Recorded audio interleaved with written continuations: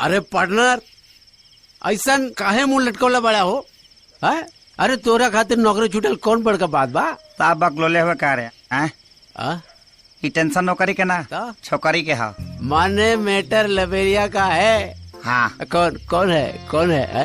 अरे यार ये तो पता नहीं खे हमके है? बस इतना जाना था नहीं कि स्कूल में संगीत टीचर हिया लइकन के संगीत सिखावेले।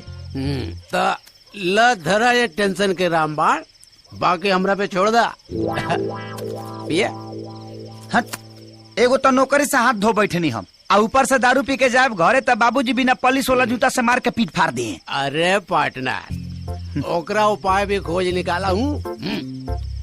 आई देखा, ये है धनिया। इस धनिया खैला के बाद कन्या के भी पता ना चलेला कि मर्द दारू पी के आयल बा, तो बाबूजी का पता चली? अच्छा रे पिया पार्टनर।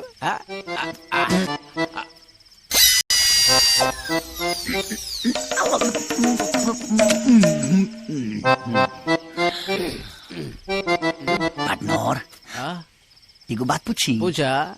रे बिहार में तो दारू बंद हो गई बा, जर्सी के तोरा कहाँ बैठा गई? हम पहले ही ले लेनी। अच्छा खेत कोड़ के कोल्ड स्टोर बना के रख ले बानी। अच्छा बनो के से पहले पिया पार्टनर।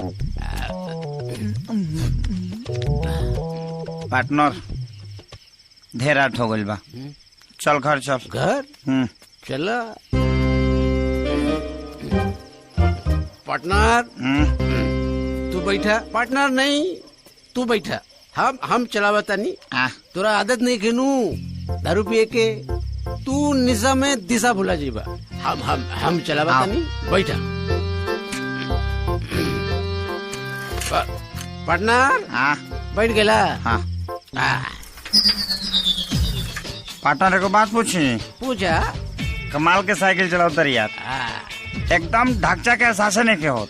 पार्टनर हमरा के हल्का में लेता रहेगा। अरे साइकिल चलाना भी एक कला है पार्टनर।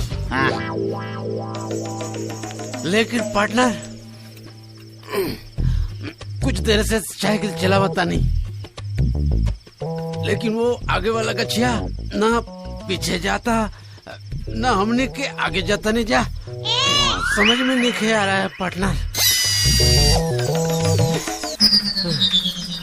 रे पार्टनर पाउडिल ते मारा तरी है लंगड़ी तोर मौसा मारी है।